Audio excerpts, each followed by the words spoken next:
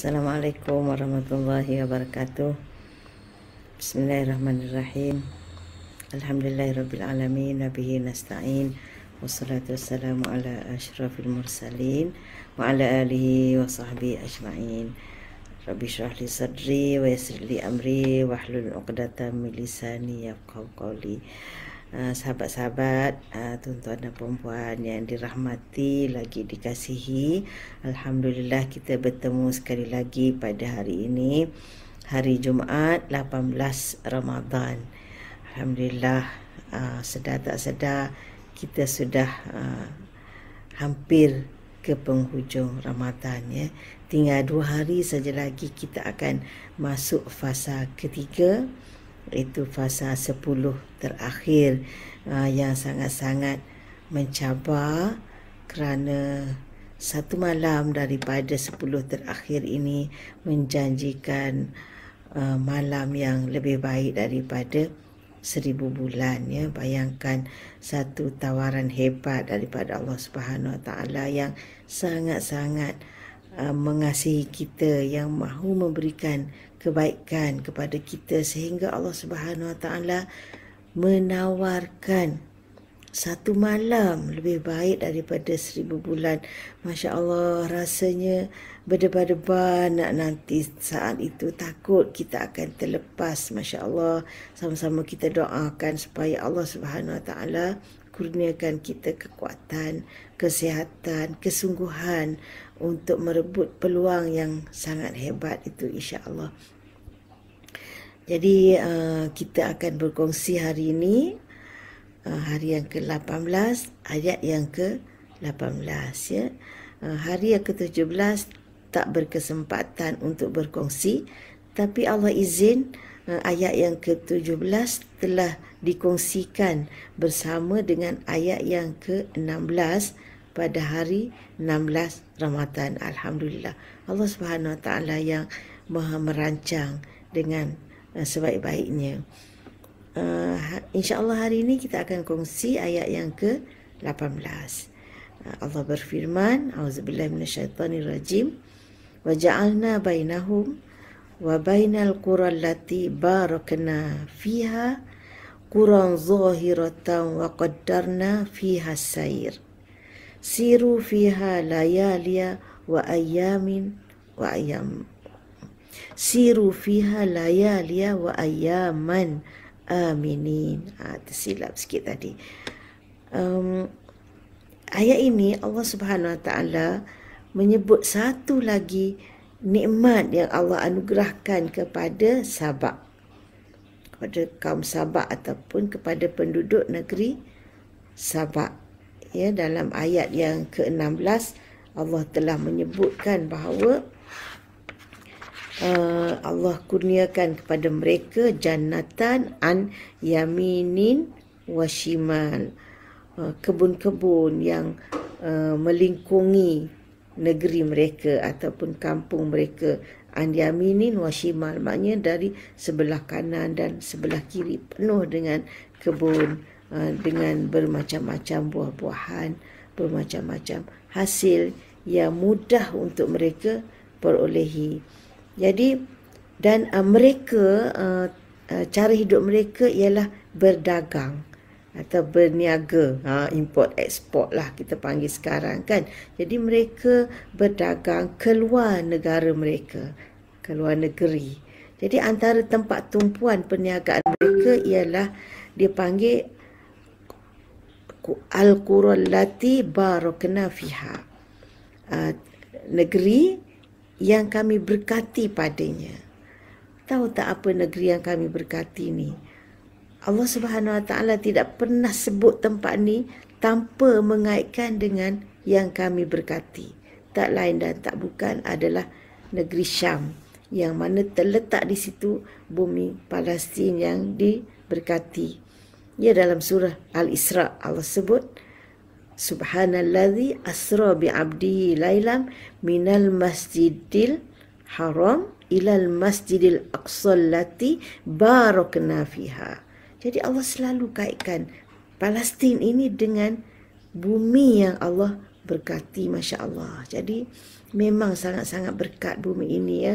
Terletaknya Masjid Al-Aqsa yang merupakan kiblat kita yang pertama. Dan disitulah destinasi Isra' Nabi SAW dan permulaan Mi'rajnya. Dan bumi itu sebenarnya tempat lahir, tempat berjuang, tempat tinggal kebanyakan para Nabi dan Rasul alaihimussalatu wassalam. Ya, kalau kita tengok sejarah Rasul-Rasul yang kita wajib percaya yang 25 itu, boleh dikatakan setiap orang ada kaitan dengan bumi Palestin. Ya, sama ada dia pernah singgah di situ seperti Nabi kita Muhammad sallallahu alaihi wasallam, ataupun lahir di situ, ataupun yang berhijrah ke situ. Boleh dikatakan kebanyakan Nabi dan Rasul ada sejarahnya dengan bumi Palestin itu. Dan ada yang sebahagiannya dimakamkan di situ.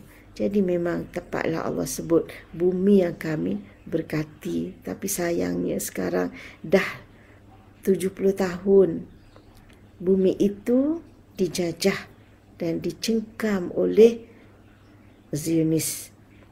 Sebab itulah kita sebagai umat Islam tidak boleh berpuas hati, berdiam diri, buat tak kisah, buat tak cakna dengan kedudukan bumi Palestin ini. Sedikit sebanyak kita mesti memberikan sumbangan ke arah membebaskan bumi itu daripada penjajahan. Okay, jadi kita balik kepada nikmat yang Allah anugerahkan kepada sahabat ini. Jadi oleh kerana tabiat mereka musafir, mengembara untuk urusan perniagaan, maka Allah permudahkan perjalanan mereka, di mana antara negeri mereka Yaman dengan Syam ini, Allah jadikan di antara perjalanan itu Quran Zahirah. Quran Zahirah ni maknanya beberapa negeri, beberapa kampung yang Zahirah. Maknanya yang Zahirah ni makna dia jelas, nampak. Jadi dalam tafsirnya dia kata, maknanya dalam perjalanan mereka di sepanjang jalan itu ada je tempat untuk mereka singgah. Ada negeri, ada kampung. Macam kita sekarang jalan dekat Lebuh Raya tu ada R&R. Jalan beberapa km, jumpa satu R&R. Jadi kita boleh singgah untuk rehat dan rawat. Jadi kerana adanya tempat persinggahan itu memudahkan perjalanan kita, yang di mana mereka tidak perlu membawa bekalan yang banyak. Jadi kalau bawa kenderaan itu, kenderaan haiwan lah pada ketika itu kan. Kenderaan hanya diperlukan untuk mengisi barang dagangan. Jadi untuk mengisi bekalan makanan tak perlu dah. Sebab apa? Sebab dalam perjalanan itu banyak tempat persinggahan. Jadi dalam ahli tafsir mengatakan, kalau mereka keluar pagi, sampai tengah hari tu dah boleh berhenti untuk makan dan qailulah. Kemudian selepas itu sambung perjalanan, akan jumpa pula tempat untuk bermalam dan makan malam. Jadi dalam perjalanan itu orang kata penuh dengan kemudahan, ya, penuh dengan apa lagi nak sebut, kemudahan lah. Ya, apa saja. Jadi mereka tidak perlu nak fikir nak cari tempat bermalam, tak perlu fikir nak cari bekalan, nak mempersiapkan bekalan makanan untuk berhari-hari sebelum sampai tu. Banyak manalah bekalan yang perlu dibawa, tak perlu fikir kan. Jadi di sepanjang jalan itu ada kampung ataupun ada negeri, ada tempat untuk mereka singgah. Wa qaddarna fiha sair, dan Allah telah kadarkan dalam perjalanan itu asair, perjalanan. Maksud Allah kadarkan ni maknanya tak ada nak penat dah Allah dah sediakan tempat singgah. Macam tu. Maknanya persinggahan-persinggahan yang Allah sediakan untuk mereka itu dikadarkan begitu rupa. Sehingga tak menyusahkan mereka. Tak adalah kita, aduh, I dah penat dah, bilalah nak jumpa tempat berhenti ni. Tak perlu. Itu maknanya qadarna fiha sair. Maknanya Allah dah boleh, Allah dah agak dah, Allah dah tetapkan dah.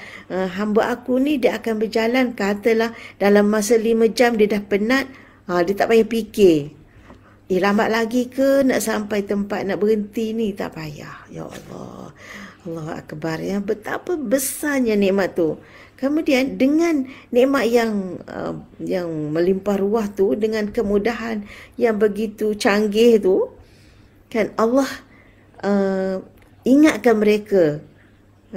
Maknanya Allah orang kata apa? Panggil mereka. Allah bagi tahu pula, suruh pula, ajak pula, macam tu lah. Macam kita katalah, kita ada hidang, saya kata-kata jemput makan, macam tu lah kan. Tak adalah hidang tinggal, lantak engkau lah nak makan-makan, tak nak sudah, tak kan. Tapi maknanya begitu santunnya, menyantuni mereka, dah siapkan kemudahan, siapkan tempat singgah, siapkan bekalan, kemudian macam alu-alukan pula, siru fiha, macam tu lah, macam kita kata silakan, silakan jemputlah jamaah, macam tu kan. Itulah bahasa kita nak buat bandingan. Jadi Allah kata siru fiha, berjalanlah padanya, maknanya pergilah jalan, silakanlah berjalan, layaliya wa ayyaman, maknanya nak keluar malam ke, nak keluar siang ke, nak teruskan perjalanan,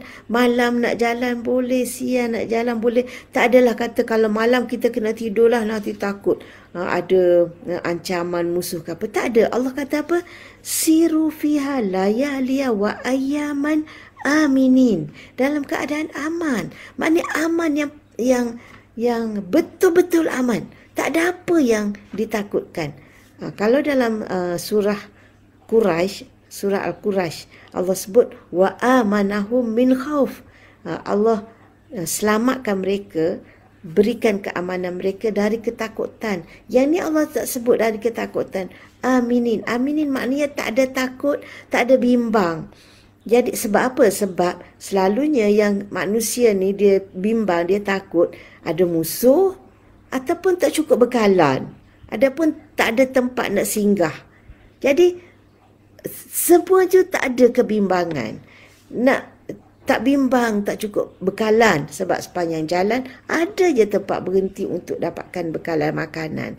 Tak ada bimbang nak apa? Nak cari tempat bermalam, sebab ada je kurang zahirah tu, kampung-kampung yang berdekatan, yang boleh nampak je, ada je nak singgah kat mana-mana. Tak ada bimbang ada musuh akan menyerang ke, ada binatang buas akan menghalang ke, tak ada. Aminin, dalam keadaan yang aman sejahtera. Itu satu lagi nikmat yang Allah kurniakan kepada sahabat. Di samping kampung mereka sendiri dah makmur dengan pelbagai jenis buah-buahan, penghasilan, dan untuk urusan perniagaan mereka keluar pun Allah siapkan, Allah sediakan perjalanan yang sungguh aman. Dengan mudahnya tempat persinggahan, mudahnya untuk mendapat bekalan, dan sudah tentu perniagaan pun berjalan dengan lancarnya. Jadi buat balik barang, bawa pergi barang pun tak bimbang, barang-barang akan dirompak oleh pelanun ke, pelanun betul ke sebut tu, oleh lanun-lanun ke, perompak-perompak ke. Allah pelihara perjalanan itu dengan keamanan yang total, total aman. Jadi kita tahu, dan untuk kebun-kebun tu mereka tak syukur sepenuhnya. Lalu kebun yang lebat itu diganti dengan kebun yang mengandungi pokok-pokok berbuah pahit, dan kalau ada hasil pun terlalu sedikit, buah bidara yang sangat sedikit. Jadi sekarang keamanan dalam perjalanan ini, apakah cara mereka menyambut keamanan yang Allah sediakan ini? Adakah mereka menghargainya dengan bersyukur, dengan menjaga nikmat ini dengan sebaik-baiknya?